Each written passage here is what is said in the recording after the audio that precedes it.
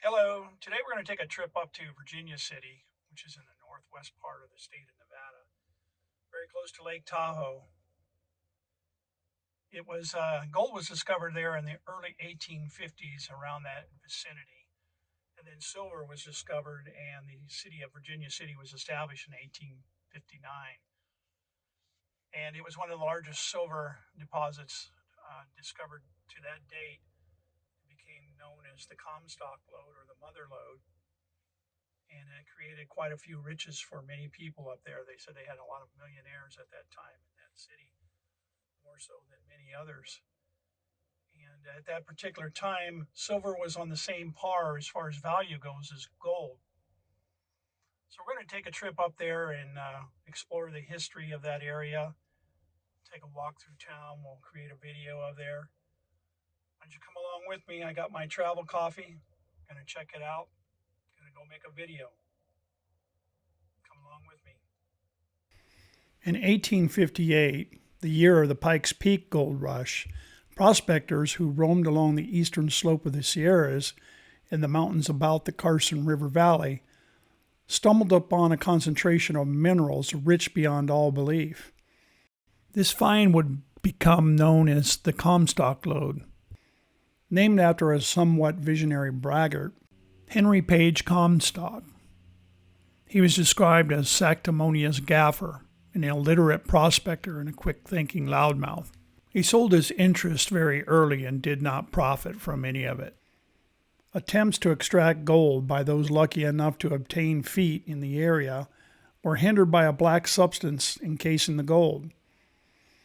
They sent it to California to be assayed, and the black stuff proved to be almost pure silver. The assay of the rock ran only $876 to the ton for gold, but it also carried $3,000 a ton in silver.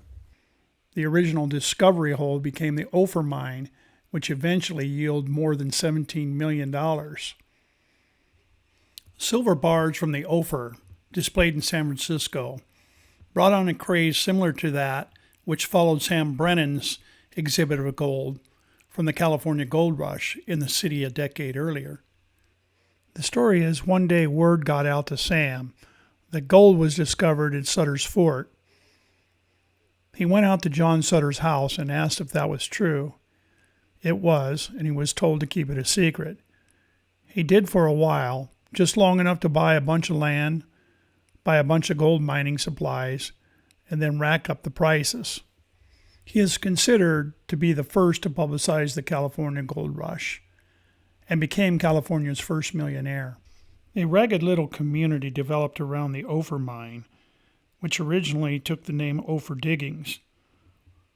Legend has it that the tiny settlement was renamed one night when old Virginie, a veteran Gold Canyon placer miner, was winding his way home in a highly intoxicated state. He tripped over a rock in the dark and took a heavy fall, breaking the bottle of whiskey he was carrying. Picking up the largest shard, he noticed a small amount of the precious fluid still in the broken hunk of glass. In order not to have broken a full bottle for nothing, he is reported to have poured the last drops out onto the ground and intoned, "I christened this place Virginia Town."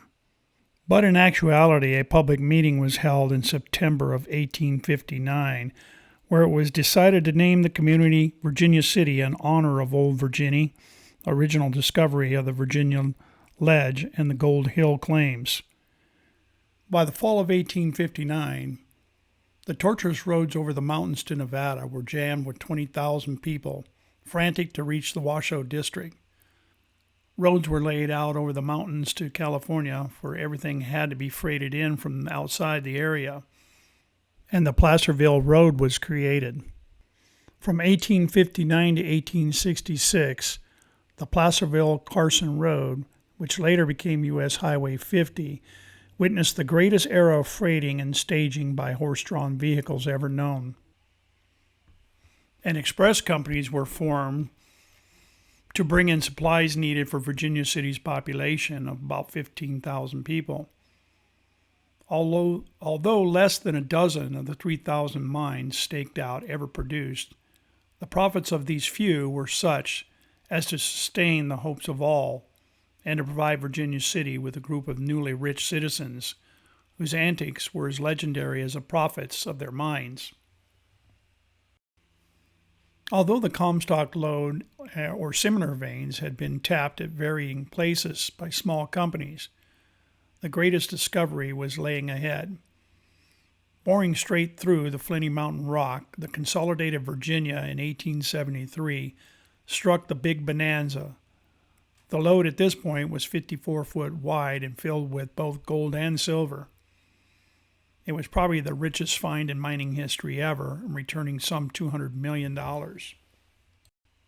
Two prime characteristics of the Comstock lode from 1860 to 1880 were wildest speculation and expensive litigation.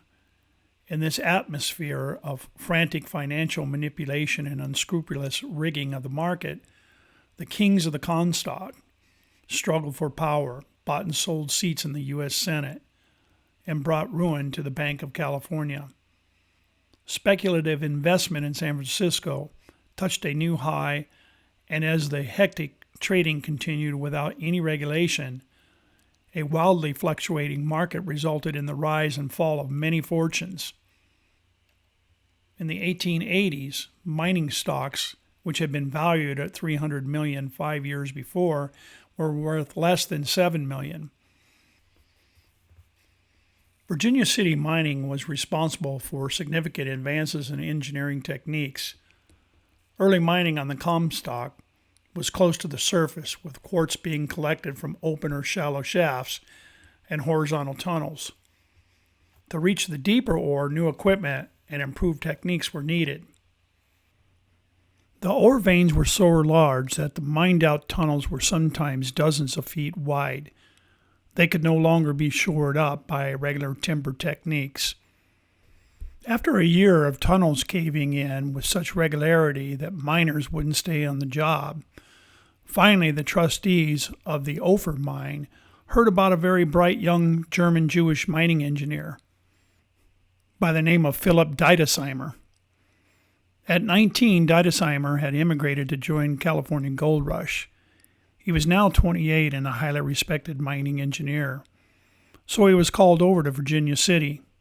Design for shoring up mines was inspired by honeycombs of a beehive. He thought their cellular structure was remarkably strong and light. He used a timber frame of interlocking cubical elements, 4 to 6 feet on a side. The excavation itself would wander wherever it wanted to. Deidesheimer simply filled it up with a beehive that was cubical instead of hexagonal. He called it the square set.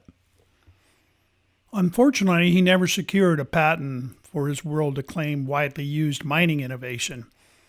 Probably would have made him a very wealthy man. He was employed as a mine superintendent and invested in companies in Virginia City and California with varied success. The Deidesheimer system was installed throughout the Comstock, was a marvel which attracted mining engineers from Europe. The washoe process was reducing ores was also developed on the Comstock. The washoe process is described as an improvement to the process of heating the ore during extraction in an iron pan, increasing the recovery and decreasing the process time. The Comstock lode poured wealth into San Francisco and established the stock exchange, as well as launching the spirited careers of a group of silver kings led by James Fair, John Mackay, James Flood, and William O'Brien. These guys would later become known as the Bonanza Kings.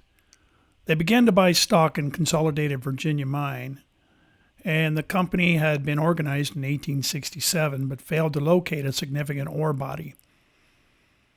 James Fair was an experienced miner, and he skillfully directed his miners where to dig in pursuit of promising vein. In fall of 1873, Fair struck what would become known as the Big Bonanza, an ore body so large and so rich that it would stimulate the entire district of Virginia City for the next 10 years. The discovery is said to have resulted in hundreds of millions of dollars in ore production, making the Bonanza Kings some of the world's richest men. The discovery turned the mines into a financial juggernaut. By mid-1875, the speculative value of the consolidated Virginia and California mines approached $1 billion. For 3 years after the find, the mines produced $3 million per month, an incredible output equivalent to tens of millions in today's dollars. In 1876, they extracted $6 million in a single month for exhibition purposes showcasing their wealth. Over 22 years, the mines yielded over $150 million in silver and gold and paid out more than $78 million in dividends. The success catapulted the Bonanza Kings into the upper echelon of American wealth, rivaling industrial titans like Vanderbilt and Gould. Production from the Big Bonanza mines began to wane in 1879. Though the mines remained profitable for years, the Bonanza Kings' fortunes diverged after their peak. McKay and Flood focused on business and real estate, while Fair pursued politics, and O'Brien's early death marked the end of his tale. Their collective legacy, however, endures a testament to the opportunities and volatility of the American West. They embodied the rags to riches narrative rising from immigrants' roots to dominate an era of unchecked ambition and resource wealth. Their story also reflects a broader truth about the Comstock Lode. While it minted millionaires, it was built on the labor of countless miners and the exploitation of a finite resource. The Bonanza Kings' triumph was as much a product of luck and timing as it was of skill, a classic Western saga of boom and bust. At its peak in the mid-1870s, Virginia City's population swelled to 25,000. The town had over 100 saloons, 50 stores, 4 banks, 6 churches, and schools, both public and private. It was a cultural and economic powerhouse. By the late 1870s, the rich's veins were exhausted. New strikes became rare, and operational challenges mounted. Mines flooded with scalding water from geothermal springs requiring constant pumping. The Sutro Tunnel, completed in 1879, after a decade of work, aimed to drain these lower levels, but many shafts had already dipped below its reach, rendering it less effective than hoped. Production plummeted after 1878. Virginia City's population dwindled to a few thousand by 1880s. By 1898, the Comstock Lode was largely tapped out, having yielded over $700 million in gold and silver, equaling about tens of billions of dollars today. The town teetered on the edge of becoming a ghost town, with only small-scale mining persisting into the 1920s. By 1930, just 500 residents remained. A revival came in the 1930s as tourism took root, spurred by interest in the preserved Victorian architecture and mining relics. In 1961, Virginia City was designated a National Historic Landmark District, encompassing Gold Hill and Silver City.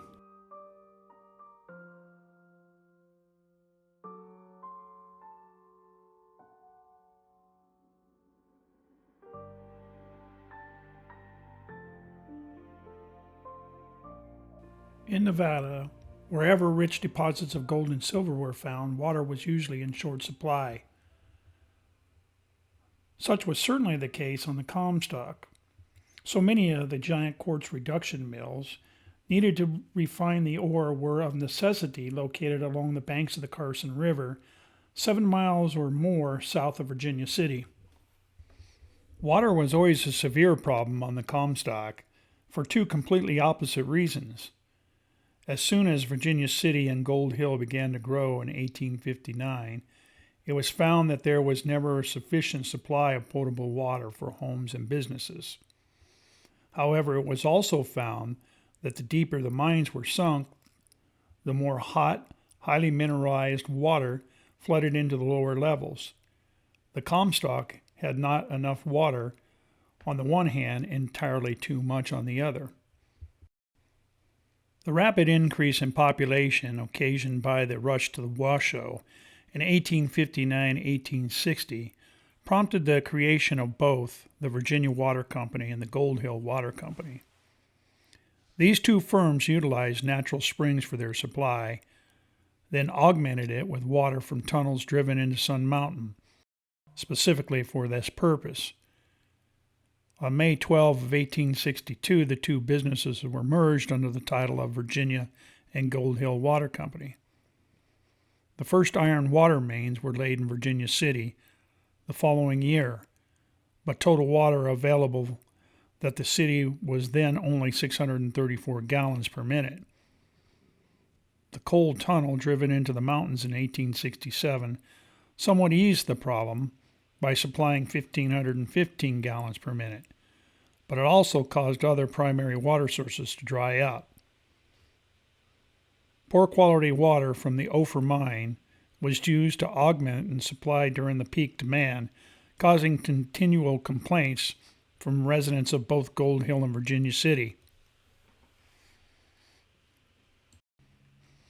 There simply was not enough good water in the area for the Comstock to handle the increasing demand.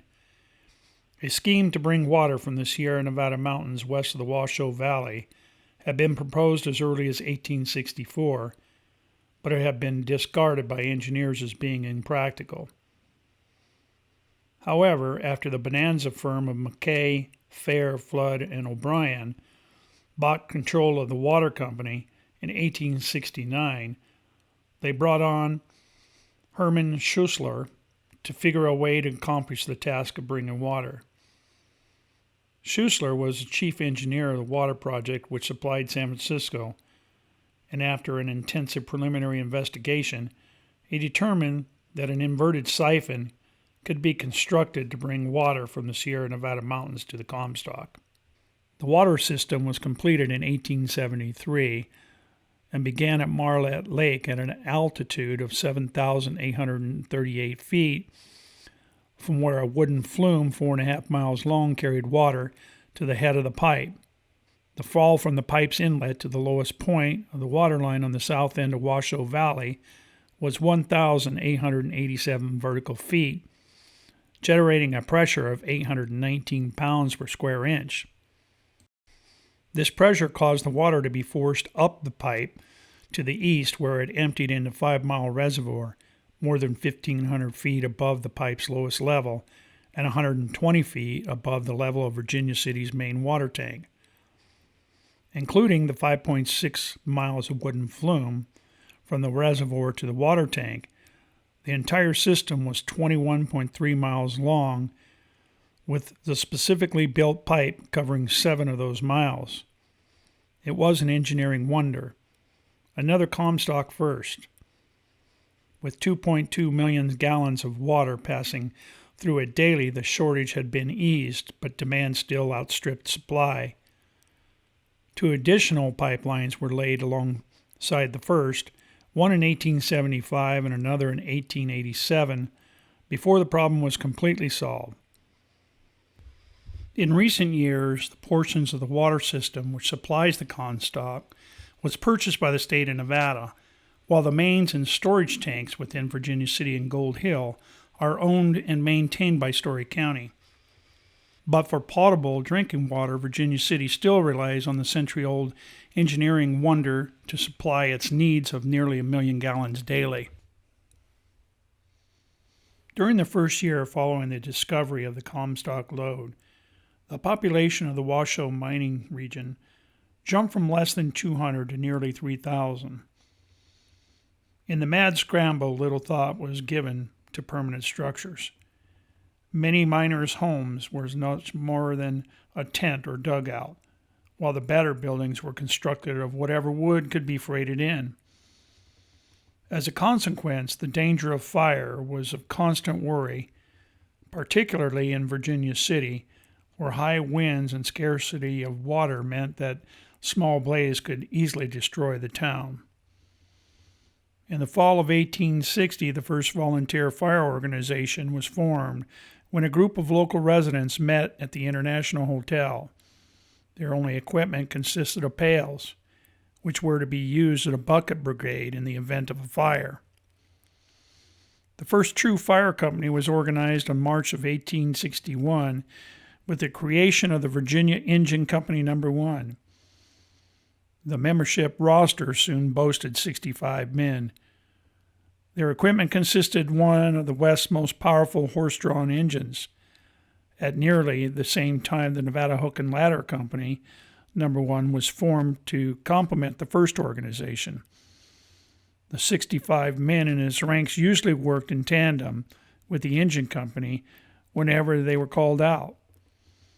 By late 1863, the two pioneer companies had been joined by three others: Young American Engine Company No. 2, Eagle Engine Company No. 3, and Washoe Engine Company No. 4, while the Hook and Ladder Company of Gold Hill was also been formed.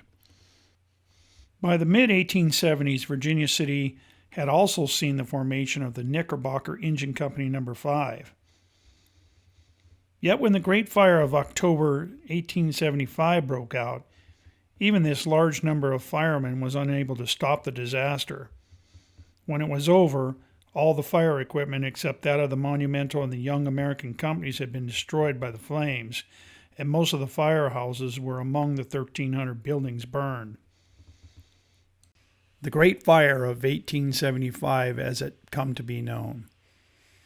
It was at 5:30 on October 26th when a drunk miner returned to his room at Crazy Kate Shea's boarding house on A Street. He lit a kerosene lamp and knocked it over, starting a blaze that soon engulfed his room and the entire boarding house. With the structure fully consumed, the wind began its work, rushing the flames from building to building and block to block. As a means of conserving water, the Virginia City Water Company regularly turned off its systems in the early morning hours. Consequently, the first firefighters to arrive on the scene went to fire hydrants and found them dry. Some frantically tried to rouse an official from the company to charge the system, while others used whatever they could to battle the flames. There was little that could be done. Property owners desperately moved furniture and other possessions away from the raging fire, placing them in streets that seemed out of danger, only to see the disaster outpace them and incinerate what they thought they had saved. Hundreds of structures fell to the flames. Piper's Opera House, the building McGuire had opened in July of 1863, succumbed to dynamite as firefighters struggled to create a wall of debris to stop the onslaught. Their efforts failed. The fire devoured the structure on the ground, just as it would have had it been standing. Surprisingly and luckily, this intense fire claimed only 3 lives. When the fire burned itself out and all that remained were smoldering debris in a broad swath through the center of the town, the temperatures fell and a snowstorm set in. The humble Presbyterian church of the 1860s survived. It was standing far enough to the south that it escaped the fire's path. The 3 other major churches were destroyed that day, and the Episcopalian, Methodist, and Catholic congregations were forced to rebuild. The Catholic Church was the most impressive of the 4 major churches in Virginia City. This shouldn't be surprising since it was a spiritual home for more than a third of the community, including the dominant neighborhoods of Irish immigrants and their children. The rebuilt church was constructed on the foundation and lower walls of the 1868 church. The new building exhibited Gothic details crafted in stone and wood that are more elaborate than those of its predecessor. The tip of its spire reaches 133.5 feet. It's one of the most visible in the community, and it remains arguably the most photographed historic structure in the state.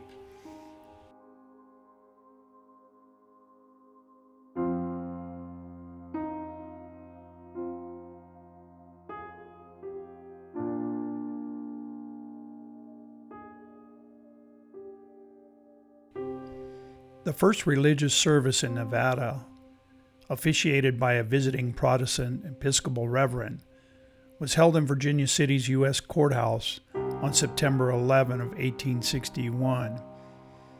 A parish was organized as St. Paul's Protestant Episcopal. In the following year, the Reverend Franklin S. Rising became St. Paul's first pastor and missionary, also holding services in Gold Hill and Silver City. A $30,000 church was built, and the first service was held on February 22 of 1863. It was destroyed in the Great Fire of 1875 and rebuilt the following year on the original site. The Gothic-style St. Paul's Episcopal Church's interior is adorned with hand-hewed pine beams and sugar pine planking from the Lake Tahoe.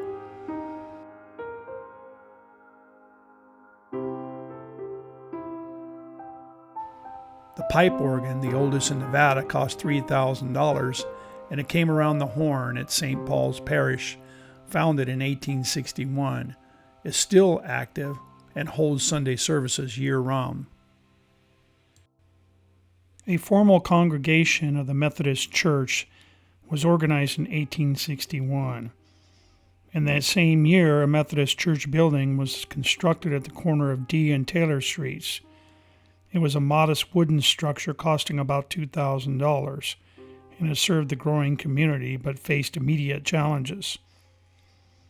The initial church was short-lived. It was destroyed by fire, likely in the early 1860s, though exact dates vary in historical accounts, and a second structure was rebuilt in 1863. However, this replacement didn't fare much better. It collapsed due to the powerful Virginia zephyrs, a term for the fierce winds that plagued the region. Undeterred, the congregation rebuilt again, and by 1876, they completed a more substantial building, known as the Centennial Methodist Episcopal Church, coinciding with the U.S. Centennial. The Centennial Methodist Church faced its own trial when it was destroyed in the Great Fire of October 1875, which ravaged much of the Virginia city. This rebuilt structure served the community for a time, but the Methodist congregation began to decline in the early 20th century as Virginia City's population dwindled with the exhaustion of the silver mines. By the early 1900s, this once thriving mining town had become a shadow of its former self, and the Methodist Church struggled to maintain its congregation. Historical accounts note that the Methodist Church no longer exists as an active entity in Virginia City, with its decline attributed to the town's economic and demographic collapse. The Methodist Church just faded away, and at some point the building was demolished. It soon became evident, though, that the cost of freighting huge quantities of ore to the 31 mills in the area was becoming prohibitive, as was the price teamsters charged to haul firewood back up the mountain to the Comstock to feed the boilers needed in working the ever-deepening mines. The Bank of California, which had acquired most of the major mines during the 1860s, quickly realized that the shipping problem was taking increasingly larger bites out of their profits. A permanent solution was needed, so William Sharon and his bank decided to build a railroad. Several previous attempts to build a railroad out of Virginia City had all failed. Two different lines were promoted as early as 1861 before the first Virginia and Truckee Railroad was approved by special act of the Territorial Legislature on December 20 of 1862. The legislature decreed only that it must pass through Carson City on its way to the Truckee River. but insufficient capital stopped the project.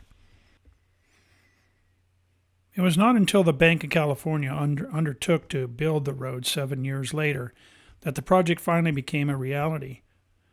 Ground was broken on February 18 of 1869, but the delays in the arrival of equipment postponed the laying of the first rails until September 28th. Once begun, construction proceeded quickly until Virginia City and Carson City were connected by rail on November 12. As the Transcontinental Railroad passed through the Truckee River only 30 miles to the north, it was decided that the grandest of all mining towns should be connected to it. On August 24 of 1872, the line from Carson to the 4-year-old community of Reno was completed, directly connecting Virginia City with San Francisco and the East Coast. The trestles, tunnels, and tortuous curves necessary to navigate down the steep mountainside made the V&T an expensive line to construct. In September of 1873, a published table of its costs showed that the amount expended to build the line and purchase equipment equaled about $52,100 for every mile of track between Virginia City and Reno. The transportation problem had been solved, though, for by the following year, 36 trains per day were being run on the track between Carson and Virginia alone. So many gold and silver ingots were shipped by way of the Virginia and Truckee either to the U.S. Mint at Carson City or to banking firms in San Francisco that a special car had to be constructed just for this cargo. After coin production in 1893 ended, the building served as a U.S. assay office until 1933. And in 1939, the federal government sold it to the state of Nevada for $5,000. Since 1941, the building has housed the Nevada State Museum. So much revenue was generated by the Virginia and Truckee during the bonanza years of the early 1870s that the three Bank of California directors who actually owned the railroad, William Sharon, William Ralston, and Darius O. Mills, were sharing profits of $100,000 per month. However, as mine production diminished in the latter years of the 19th century, so did the fortunes of the railroad. Mills, who had succeeded or outlived his partners, tried unsuccessfully to sell the line to the Southern Pacific Railroad in 1900.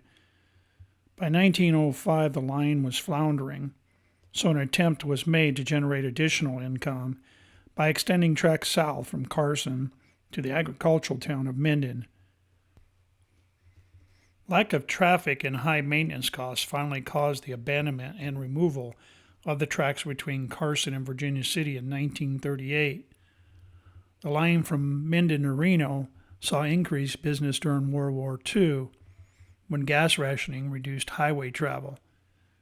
But the reprieve was brief. In 1950, after 80 years of operation, engine number 27 pulled the last train into Reno and the Virginia and Truckee Railroad ceased to exist.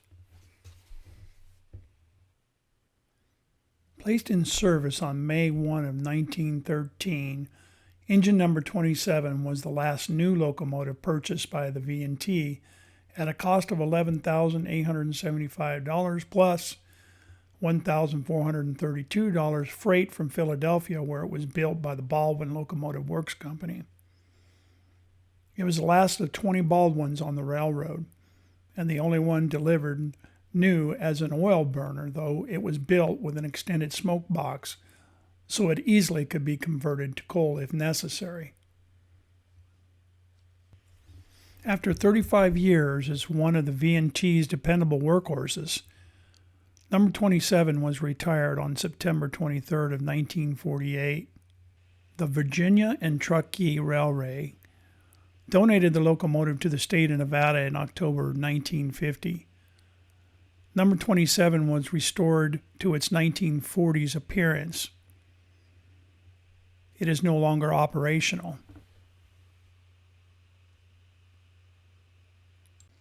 This is the V&T Freight Depot. It's actually the second freight depot on this site. The first one, built a few years after the last rail of the V&T Railroad was laid in 1869, burned in the Great Fire of 1875. This replacement was completed in 1877. This is known as Tunnel Number 6. It's now filled in, and you can see it compared today with St. Mary in the Mountains Catholic Church in the background. Full-day train excursions can be taken from Carson City to Virginia City aboard a restored 1914 Pullman coach led by a 1916 Baldwin steam locomotive. On November 28, 1876, the excited residents of Virginia City christened their new monument to education, the Fourth Ward School. The town was divided into wards for political and fire purposes. Built to honor the nation's centennial, the majestic four-story building could accommodate over 1,000 students, which helped alleviate the serious overcrowding in the 11 other public schools. The new school boasted state-of-the-art heating, ventilation, sanitation systems, curriculum, and teaching practices such as team teaching.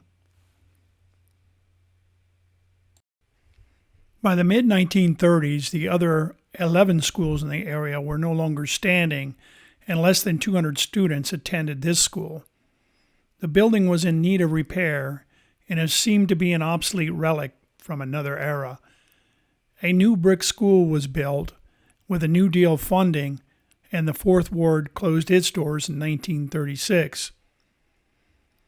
Abandoned to the elements for 50 years, state, federal, and private grants rescued the structure, and the community reopened the building in 1986 as a museum.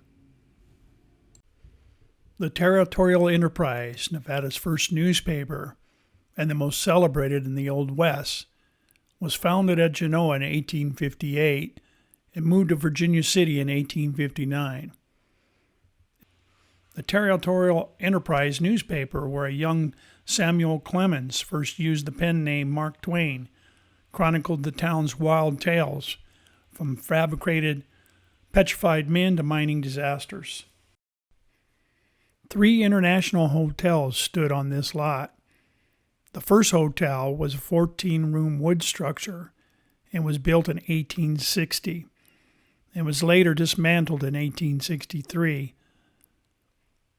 The second one was a 100-room, 4-story brick building, and it was destroyed by the Great Fire of October 1875. The Third International opened its doors in March of 1877 with 160 rooms on 6 floors, complete with hot, cold running water, steam heat, gas lighting, and the first hydraulic elevator in Nevada. The last hotel standing on this lot was destroyed by a magnificent fire in December 12 of 1914, and it was never rebuilt due to the Comstock decline. This building was done in 1860. It was the Golden Curry mining office and also provided housing for the mine superintendent.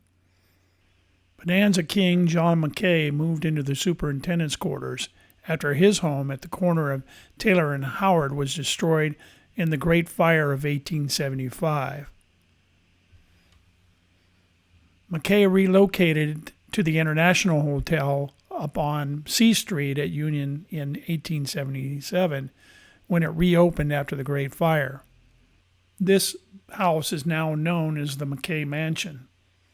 It has served as a museum and tour of the offices for many years. This building was known as the Kohler Mansion and was built in 1861, originally commissioned by Billy Kohler, the discoverer of the Kohler silver lode in 1861. Shortly thereafter, he lost both his mine and his home to the new established Bank of California and left Virginia City in 1862. The mansion served as the original business office of the Kohler Gold and Silver Mining Company until 1870, when it also became the mine superintendent's personal residence. In 1863, Robert Greaves, the superintendent of the Empire Mine, imported workmen and furnishings from around the Cape Horn to fashion the European castle-style residence. In 1872, it was purchased by the president of the Gold Hill Bank, Mr. Bluvault, and then passed to the McGurk family, the present owners, in 1916. The next few photos are showing some of the fantastic residences there in Virginia City today.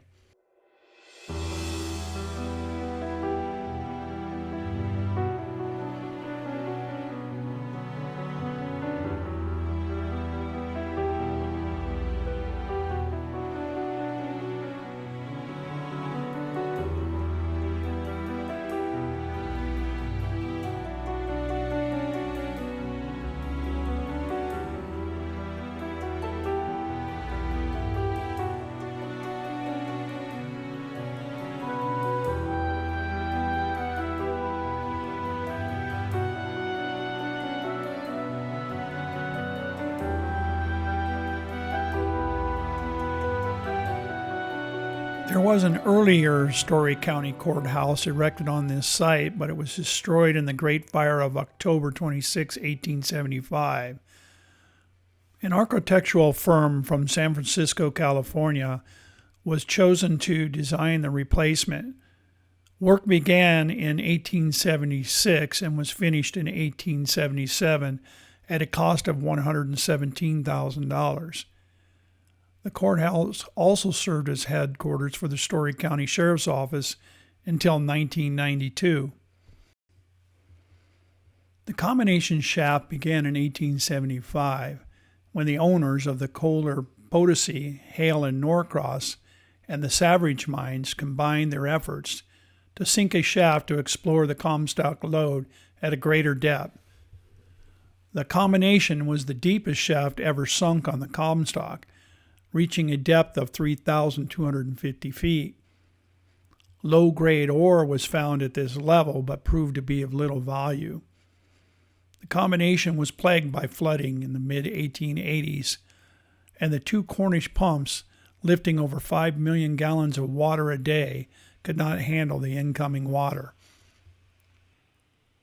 The Sutro Tunnel had been proposed in the early 1860s to drain off this water, but by the time it was completed in 1878, the major mines had already been extended below the tunnel level. Pumps were the only answer, but conventional equipment soon proved insufficient. The Cousin Jacks from Cornwall, who were the most expert in deep mining, had already experienced similar conditions in their deep copper mines and devised a huge pump to combat this problem. By the early 1870s, these Cornish pumps were in use on the Comstock, but of the size and capacity never seen in Cornwall. With the decline of the Comstock, water problems in the mines intensified. As most of the underground workings were connected to each other, the action of one mine shutting down its pumps placed an additional burden on the others. The combination was the last mine to operate these large machines, and when they ceased pumping in 1886, the flooding of its 3,250-foot deep shaft brought an end to deep mining on the Lode. The combination became cost prohibitive in October of 1886. The pumps were shut down. Within 36 hours, water rose to the 2,400-foot level, filling the lower workings of the Kohler Potosi, Hale, and Norcross and the Savage mines. The assessments on the combination eventually reached $7 million, with virtually no return to the owners. It proved to be one of the more costlier ventures in the history of the Comstock. At this point in the video, I thought I would add some aerial photography out here just so you can get an overall feel for Virginia City.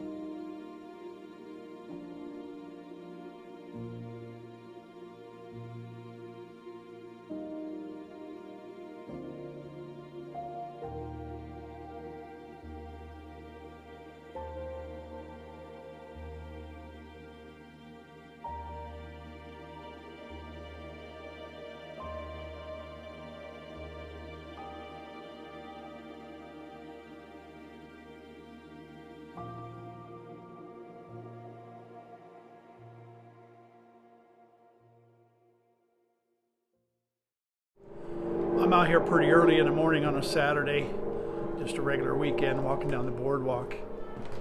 That's why you don't see too many people. A lot of the places aren't really open yet, but that's fine. That's why I'm coming down here. Some of these places are a little bit cheesy, looking for a way to make a buck, but still, for the most part, all these buildings are original and old. Makes it kind of fun to walk down here and check it out. Here in Virginia City, I'm standing right across the street from the First Presbyterian Church, founded in 1862, and that structure you see there behind me is actually was erected in 1866. They still hold services today. Today, with a population of about 780, it thrives as a living museum, drawing over 2 million visitors annually to its saloons like Bucket of Blood in Delta, the Virginia and Truckee Railroad, partially restored for scenic rides. Virginia City's history is a microcosm of the American frontier, grit, greed, and grandeur followed by inevitable decline. Its streets, still lined with 19th century buildings, echo the era when silver ruled the West, a legacy preserved not just in the structures but in the stories of those who chased the Comstock dream. This concludes my presentation of Virginia City, Nevada. Thanks for watching.